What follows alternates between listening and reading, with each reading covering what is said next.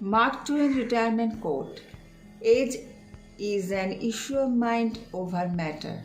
If you don't mind, it does not matter. সত্যি তো, কিন্তু আমরা কি সবাই সেটা বুঝতে পারি? কোনো একটি মানুষের জীবনে যখন রিটায়ার করার সময় হয়ে আসে তখন কিন্তু অনেকখানি অ্যাংজাইটি তার মনকে গ্রাস করে। কেন? কারণ একটা বাঁধা রুটিন লাইফের মধ্যে দিয়ে জীবনটা যাচ্ছিল। অনেক কাজ করতে হতো অফিসে গিয়ে, তার কাজের জায়গায় গিয়ে।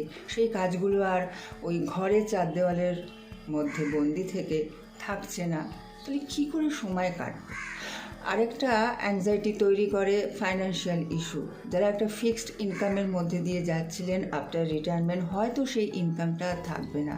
তাহলে কী করে চলবে সংসার? কী করে চলবে জীবন? এটা প্রত্যেকটি মানুষের একটা সাধারণ চিন্তা। এছাড়াও রয়েছে ডিপ্রেশন। কেন বলুন তো? যে মানুষগুলোর পাশে টেবিলে কাজ করতে করতে তাদের সঙ্গে নিজেদের টুকটাক কথা বলতে বলতে কখন যে বন্ধুত্ব হয়ে গেছে সেটা হয়তো আমরা নিজেরাই বুঝতে পারি না। তাদের প্রত্যেকের সঙ্গে এতগুলো বছর সুখ দুঃখের কথা শেয়ার করে একটা তো অন্তরঙ্গ সম্পর্ক তৈরি হয়ে যায়। সেই সম্পর্ক থেকে বেরিয়ে আসতে হবে। সেই মানুষগুলোর সাথে কাল থেকে আর রোজ দেখা হবে না। উইকে 5টা দিন এই যে অফিসে যাচ্ছিলেন যারা, তারা রিটায়ার করার পর তাদের সঙ্গে কিন্তু রোজ দেখা করতে পারবেন না।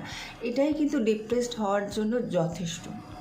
কিন্তু ডিপ্রেসড হলে তো চলবে না, মনে অ্যাংজাইটি আসতে দিলে তো চলবে না।